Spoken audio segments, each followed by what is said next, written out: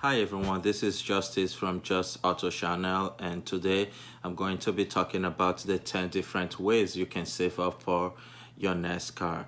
Um, this video is going to be more helpful to those who are planning to buy a used car that is very cheap that they can afford to pay cash for.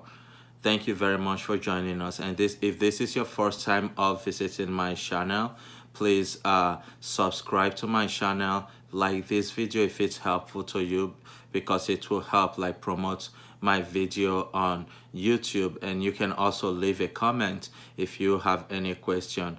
And let's jump into this video. We all know that buying a new car, whether it is 10 years old, it's 5 years old, or maybe 2 years old, we all know that it comes with a lot of challenges and uh, hassles to like get the finances together. But if you are planning to buy a car that you can afford to pay cash for outright, this video will be helpful for you because you'll be able to learn some of the amazing tips you can use to save up the money that you need instead of financing the car, where you are going to end up paying thousands of dollars in interest at the end of the term of your loan. So the first thing on my list today is the number one thing on my list is for you to get a second job. And the best way for you to achieve this is for you to look out the hours you work every day. For example, if you work 40 hours for a company, you can work to see if you have any room for you to include more hours. For example, you can go get another job for 20 hours a week. If you add that to the hours you already work, the 40 hours or 36 hours you already work, that will give you extra cash at the end of the month. And what you can do is for you to like open a checking account if you don't have one, so that the new job you have, all the money you make from that job can be going directly into a checking account. Now, for example, if you're making $400 extra every week, and you add this up, that's about 1,600 gross income. Before you know it, that's a lot of money. If you remove taxes and all that, you end up with a lot of money. So this is a very important tip. Tip number two is start budgeting. And one of the best way to budget is for you to when you get your paycheck every if it can be a month, it can be 2 weeks, it can be maybe every week. When you get your paycheck, what you want to do is to look at that paycheck and write everything you spend your money on, starting from the biggest bill, which can be your rent, it can be your mortgage, or whatever you spend in that month. You spend the most, list everything from smallest to biggest.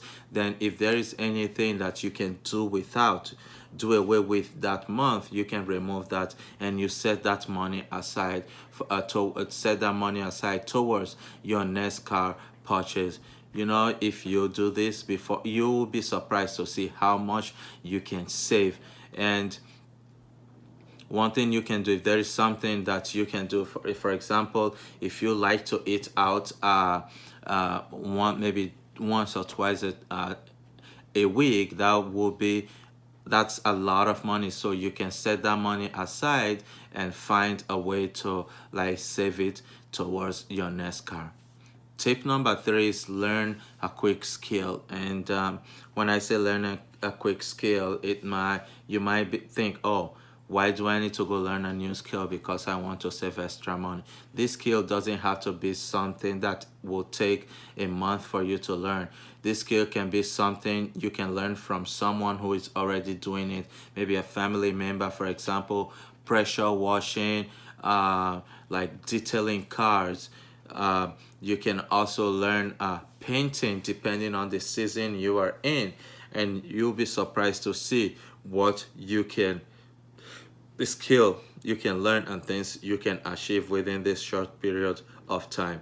Learn that skill, use that skill that you have learned to go get a side job that will help you in saving up towards your next car. Tip number 4 is for you to have a garage sale. And one thing you can do when you're having a garage sale is for you to look around your house and see if there is anything that you can get rid of. And it can be like electronics, it can be shoes, it can be even some of your used clothes and furnitures and all the things that you don't need around your house. You can have a garage sale. Sometimes it's not a lot of money, other time it can be a lot of money. And what you can do with this fund that you get from your garage sale, you can use it to jumpstart your car savings. So you can also tell other friends to see if they have anything they are planning to get rid of, and you can use that. You can also add that to your garage sale, and you can get a percentage from whatever you sell for them. Tip number 5 is for you to pay off your outstanding debt. For example, if you have any revolving debt, this revolving debt can be credit card debt, home equity line of credit loan that you have taken to refinance your home, or any other loan that keeps adding up that you pay money towards every month. You can pay all this off, and when you achieve this, you can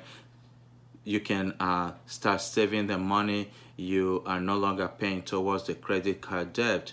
You can set that aside for your next car purchase. Tip number 7 is use a credit card check, and this is a very controversial point, because some people will say, if you're planning to buy a car, if you're planning to pay cash for a car, why use a credit card? Now, the reason why I included this in this video is because if you use that credit card, if it's like a year without you paying any interest, you can if it's a $2,000 car, and you can split that into 11 months to make sure that you are not going to pay interest on it. And look, if you really need a new car desperately, maybe the car you had or you are having is in a really bad situation, this is one of the easiest ways for you to buy a used car that is cheap, that you can afford to pay cash for.